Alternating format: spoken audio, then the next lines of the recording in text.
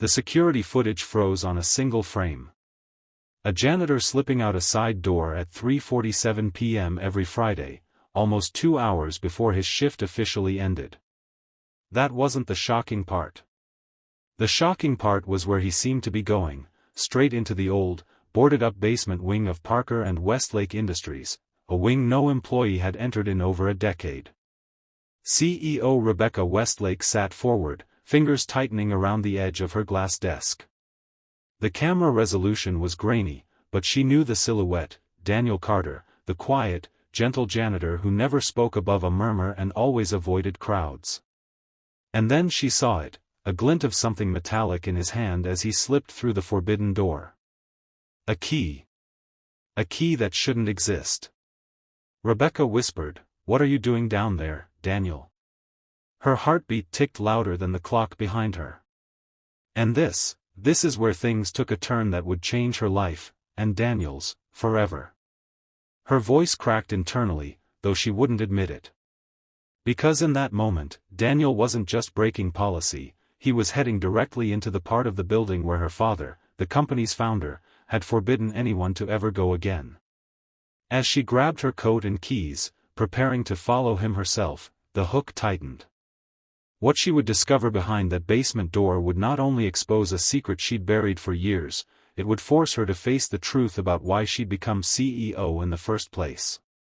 And before she tells you exactly what she found down there, hit that like button and subscribe to The Kindness Chronicles, because this one is unlike anything you've ever heard. Rebecca took the elevator down, nerves fraying with every descending floor. The fourth-floor executive comm vanished, replaced with the industrial hum and chemical smell of the maintenance level. She slipped through a side corridor, following the distant sound of a rolling mop bucket. Daniel's faded blue uniform was visible for just a second before he turned a corner.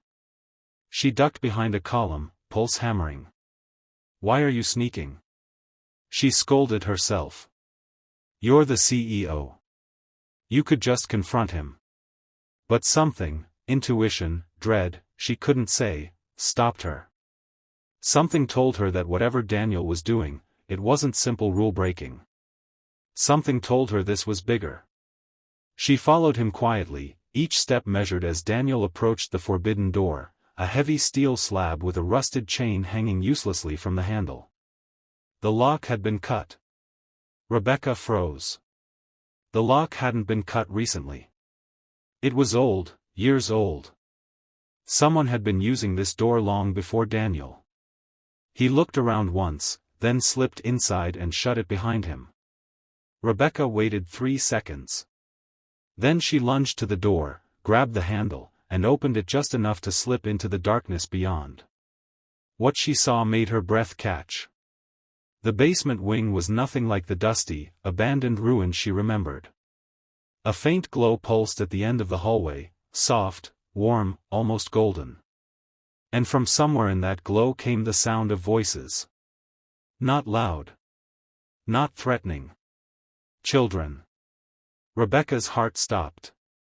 Children? She followed Daniel's silhouette, keeping far enough back that her footsteps wouldn't echo. The hallway twisted, the walls lined with peeling paint and old company posters from the 1980s. The building groaned as if protesting her presence. Then Daniel turned into a room, and Rebecca pressed herself against the doorway, peering around the edge. Her eyes widened. There were tables. Chairs. Blankets stacked neatly against the wall. A makeshift kitchen. And sitting at those tables were 4 children, all no older than 10, eating sandwiches while Daniel filled plastic cups with water. They weren't just eating. They were smiling. Laughing. Safe. Daniel crouched beside the smallest girl, whose hair was matted and whose face carried bruises that looked weeks, maybe months, old. He handed her a cup and whispered something Rebecca couldn't hear, but she saw the effect. The girl's shoulders relaxed, her expression softening. A teenage boy in a ragged hoodie approached Daniel with a broken backpack zipper. Daniel pulled out a tiny toolkit from his pocket and fixed it with gentle patience. Rebecca swallowed hard. "What is this?" Who are they? Why are they here? The children didn't look like runaways. They looked like survivors. Then Daniel stepped into the shadow of a pillar and pulled out a battered cardboard box Rebecca recognized instantly. Her father's handwriting was scrawled across the front. Emergency shelter supplies, property of E. Westlake. Do not discard. Her breath trembled. She remembered those boxes.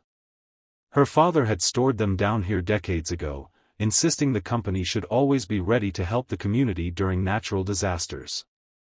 But the shelter was never completed. Her father had died before construction finished.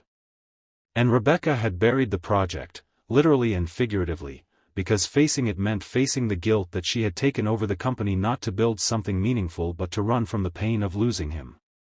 Now Daniel was using that forgotten space to shelter, to help, children who needed it. She didn't understand. Not yet. But she would.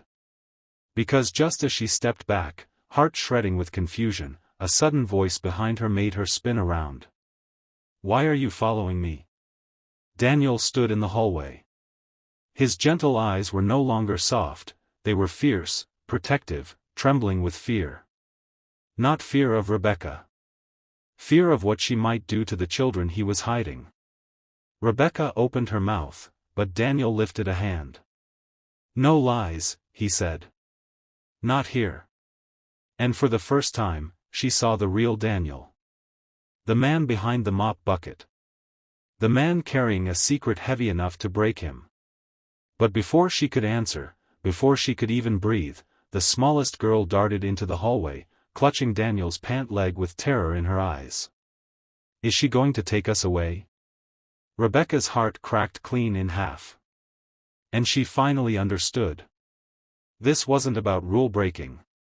This was about saving lives. Lives no one had noticed. Lives Rebecca had never imagined were hidden beneath her own company. She whispered, voice breaking, Daniel, what have you been carrying all alone? His answer would shake her far more than anything she had seen in the basement.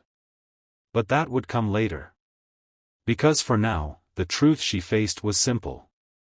Daniel wasn't hiding something dangerous. He was hiding something precious.